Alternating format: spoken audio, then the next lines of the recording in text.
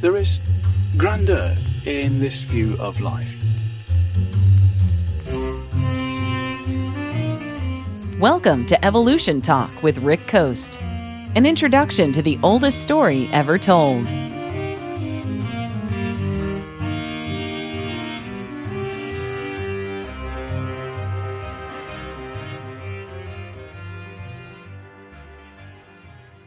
She provided some crucial pieces of information. Our lab, as I say, was very loosely organised, practically not organised at all. She wasn't used to that. Her devotion to research showed itself at its finest in the last months of her life. Although stricken with an illness which she knew would be fatal, she continued to work right up to the end.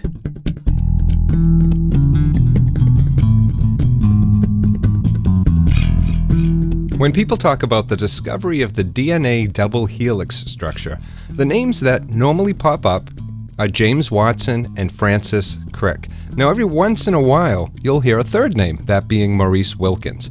But there is one name that is almost always, and I really mean almost always, left out. Rosalind Franklin. Are you nodding? If you are, then congratulations, you're among a very elite crowd. A small crowd, mind you, of people who know and who will bring her name up during these conversations. It's not like her contribution was small either when it came to the discovery. Now, it's safe to say, and very few would disagree, that without her, the double helix structure would not have been discovered when it was, nor perhaps by the same team of discoverers. Now, to further elaborate, we'll have to step back in time to a lab in Cambridge.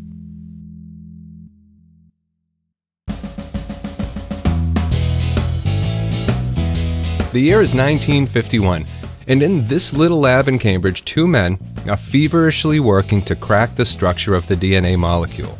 Now, the reason they are at it day and night is twofold. One reason being the love of science. Both men felt that they were on to something and it was only a matter of time. Now, time being the second reason. They didn't have as much of it as they would have liked. Now, there was another team across the pond working on the same problem. Now, this team was led by the American chemist Linus Pauling.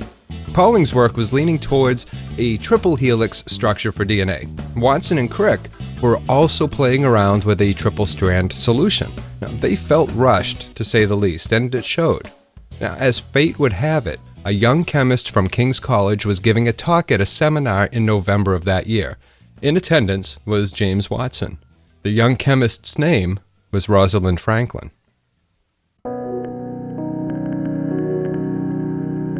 Rosalind Elsie Franklin was born in 1920. She had always had an aptitude for science, and she worked hard at it, especially when it came to working with a technique called X-ray diffraction. Now, by 1951, she was given a position as a research associate at King's College, and it was here that she was able to put her talents to work, with stellar results. And this all led to the lecture she requested, or perhaps was asked to give, on that long ago afternoon in 1951.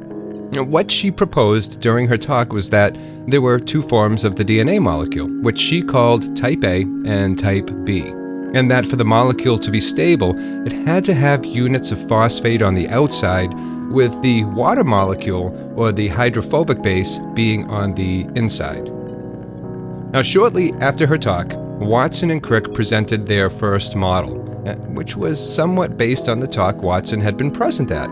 Now, the problem was that Watson, a chemist himself, had somehow gotten it wrong. Now, as a result, their early three-strand model had the phosphate being located on the inside, a mistake Rosalind Franklin was quick to point out. Rosalind Franklin wasn't having a very good time either over at King's College. Her manner was to some abrupt, and she also found the atmosphere there a little bit chaotic.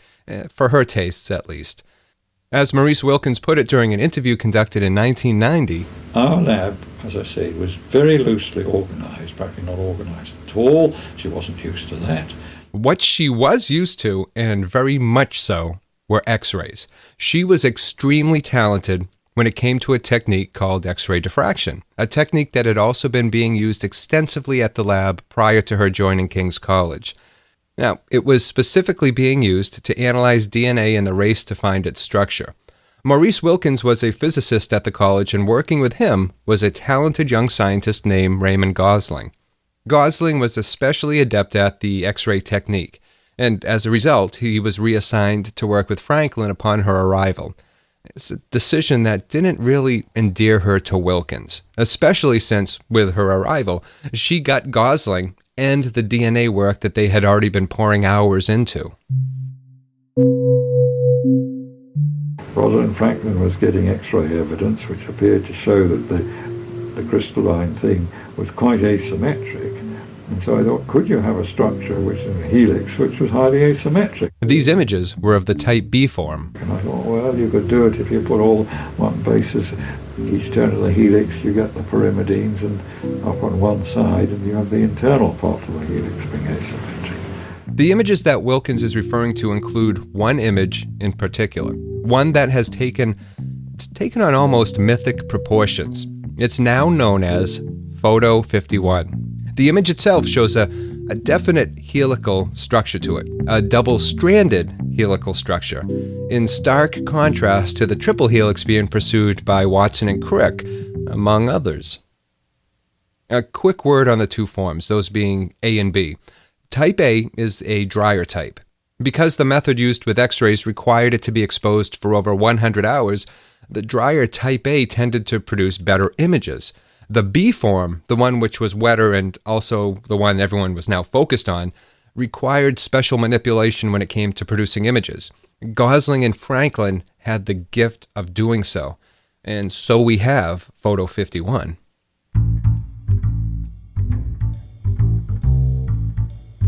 As I'd mentioned, life for Franklin at King's College was less than ideal. So she made the decision to move to Birkbeck College. Now the thing is, by doing so, she would have to leave all of her work at King's College. Now that included everything she had put into her analysis of DNA. Quite a blow for sure, but one that she apparently was willing to suffer in order to move to what she felt would be a better working environment. Meanwhile, while she was preparing to wrap things up at King's College, over at Cambridge, James Watson and Francis Crick were pretty sure that they were close to cracking the secret of life. And quite a few late nights in the lab flowed over to even later nights in the pub, and word was starting to spread. All they needed was to nail down the helical structure. Now they were close, but without that, their model was incomplete. For them, and depending on whom you talk to, Providence turned her head their way and smiled. Now her smile took the form of Maurice Wilkins. He was still entrenched at King's College and surrounded by Franklin's X-ray work that had been handed over to him by the director of the unit, John Randall. Now, knowing that his friends over at Cambridge were close to a breakthrough, he showed Watson photograph 51. He was still completely sold on the helical thing, and I think if I had known that showing him that pattern would have got him all excited or changed his view about DNA being helical, I think it's quite possible I wouldn't show it to him. I don't know. But, Gosling had handed me over the negatives as part of the preparation. You know, she was clearing her stuff out, preparing to go. Whether or not Rosalind Franklin was aware that her work had been shared with Watson and Crick is a matter of debate. What is known is that the moment James Watson saw the photograph, he has stated in his own words, and in a book he wrote years later called The Double Helix, he stated that his mouth fell open and that his pulse began to race. And this was what he and Crick had been looking for, the final piece to the jigsaw puzzle that was the structure of DNA. Because of Photo 51, they now had definitive evidence that DNA was a double helix with the phosphate bases holding them together. What came next was a mad dash to publish their findings. But first, there was some housekeeping to do. A deal was struck between the two labs, that being King's College and Cambridge, and when the main article by Watson and Crick was published in Nature on April 25, 1953, it was followed by two smaller supporting articles, one by Maurice Wilkins and the other by Rosalind Franklin. And the interesting thing was, it was after she gave the talk, in the last 3 weeks or so before she left the lab, that her notebooks showed that she started then doing some helical analysis on the B pattern. Which means that had Watson and Crick slowed down in their race to the finish line, they might have been surpassed by Rosalind Franklin. And then immediately things started making sense. And they are quite right, which I didn't know for years later until I saw the thing. That was the basis of her letter with Gosling, with our letter and the Watson-Crick one to Nature. And at the time, I didn't know of this sort of last week spurt of helical activity, and I was very cynical when she said she wanted to produce a thing too. So I thought, oh well, I didn't say this, you want to hop on the helical bandwagon now and change your tune completely. I suppose it's a free world and one can't make any objection. So I was rather cynical about it. I didn't know that she had actually done something. So I always did her a discredit there, but how would I know?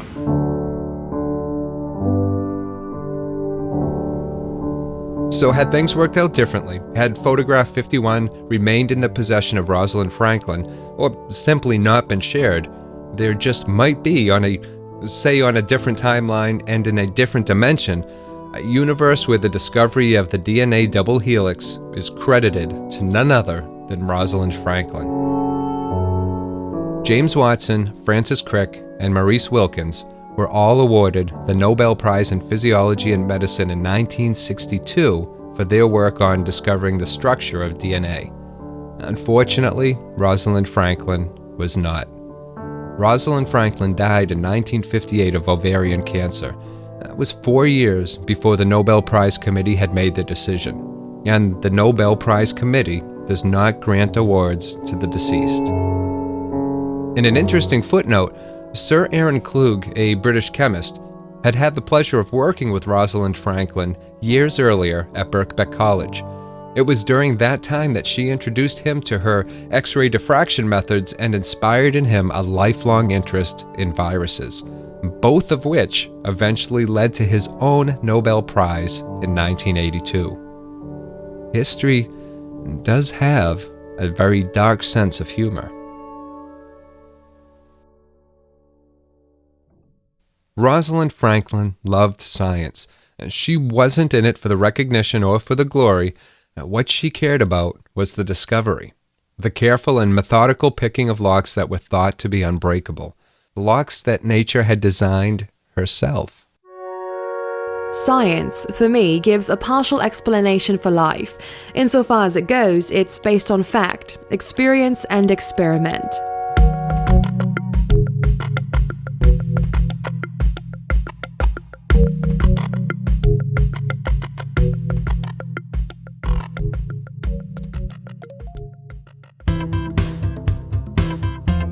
I hope you enjoyed today's show.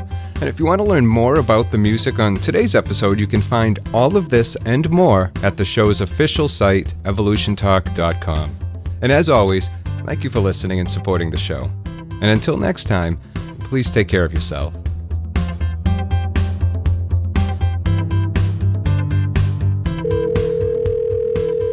Debbie from Boise, Idaho, and I love the podcast.